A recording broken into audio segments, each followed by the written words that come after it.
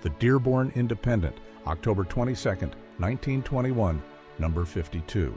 Mr. Ford's page. Two men recently said, "This world is in an awful fix." Their worlds are. One of them came out of the world of partisan politics, and that world is certainly in a bad condition. The other came out of the financial world, so-called, and that world too is feeling the earthquake. Why?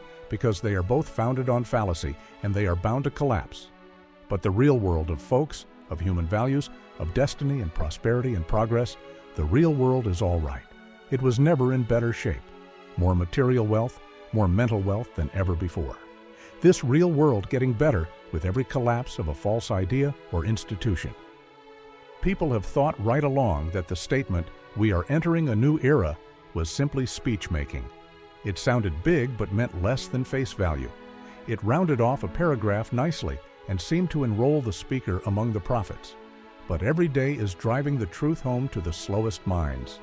The feet of the race are already across the threshold of the new era.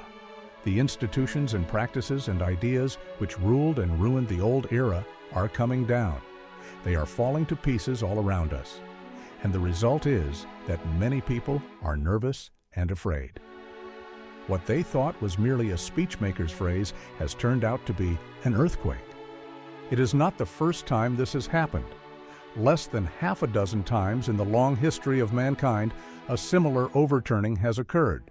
So we are not entirely in the dark as to how these matters go. And one of the marks that has followed every such occurrence is that the people have been preserved through it. Nature or destiny or God, call it as you prefer, has never yet destroyed the most valuable of all Earth's wealth, namely, humanity. There is every reason to believe that the changes which occur in spite of humanity's desires occur nevertheless for humanity's benefit, and that, not in a mystical sense, which you must believe to see, but in a sense which is evident to all. So, for the fearful among us, that is worth remembering. These upheavals occur for the benefit of common people, and they are saved through it. What disappears are some of the ideas that have preyed long upon the people. These ideas have been wonderfully successful of recent years, until in the minds of many people it seemed that all the evil principles had attained so strong a hold as to be impossible of dislodgement. But their success was their doom. They have collapsed upon themselves. They are done and passing. Much of the complaint we hear comes from those whose livelihood has been drawn from their impure sources. Some of the movements afoot today are nothing more nor less than organizations of money suckers, big and little, to keep their soft things from being shoved out by fate. Groups of big administrators insist on keeping the old mistaken methods because these methods are essential to the jobs they hold. It is these who cry that the world is going to pieces. Insofar as they can see, they are right. Their world is going to pieces, and it is their punishment. All these years they have been saying to themselves, "Eat, drink, and be merry." They have lived as if the fallacy that supported them could last forever. They have paid no heed to the complaints of the poor, nor sympathized with their needless burdens. They have not used their exalted places and their authority to set the affairs of men on a stronger and juster basis. They have not considered themselves servants of humanity. They have been strangers to the high responsibility placed upon them. Therefore, the edifice they have built, being wrongly built, being a house of selfishness mostly, is falling of its own frailty and fault. What a reassurance it is to know that we live in a world where all edifices reared on falsity tumble down.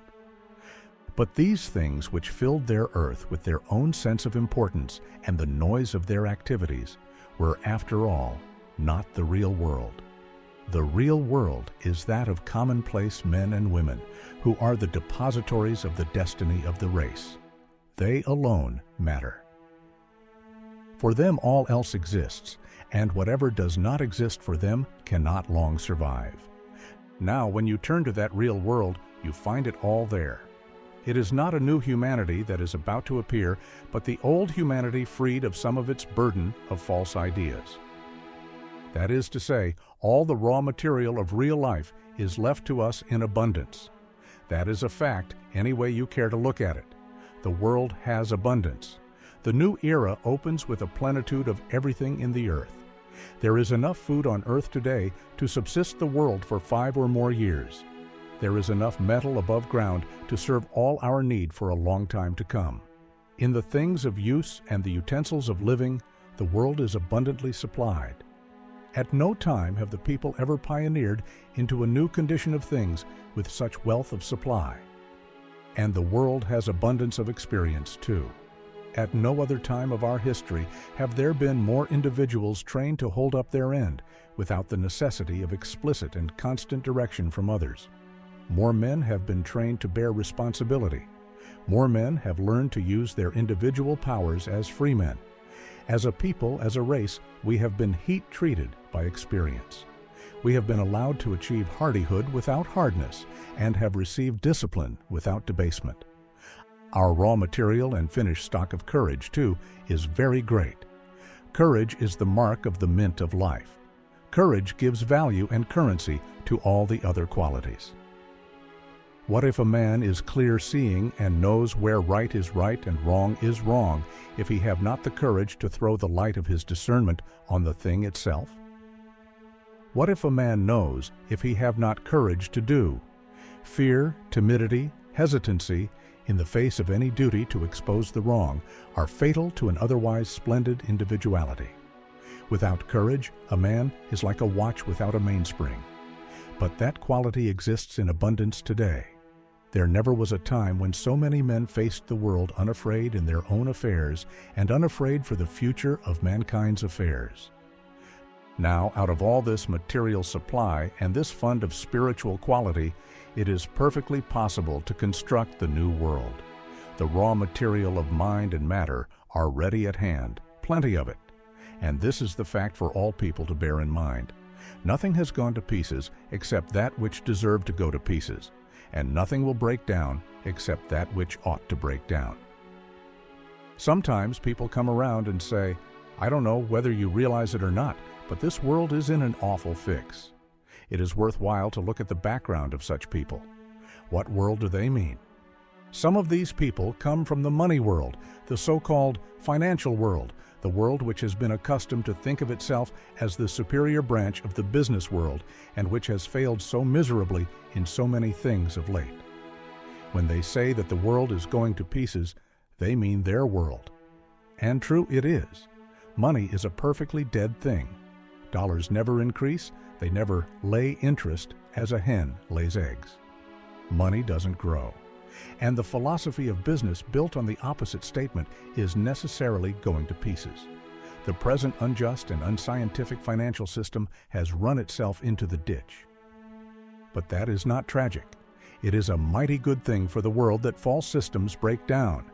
And it is a mighty hopeful fact that when false systems do break down, the real and substantial things of life remain unaffected by the fall. Sometimes these prophets of woe come from the camp of partisan politics, and that world is going to pieces too. Good.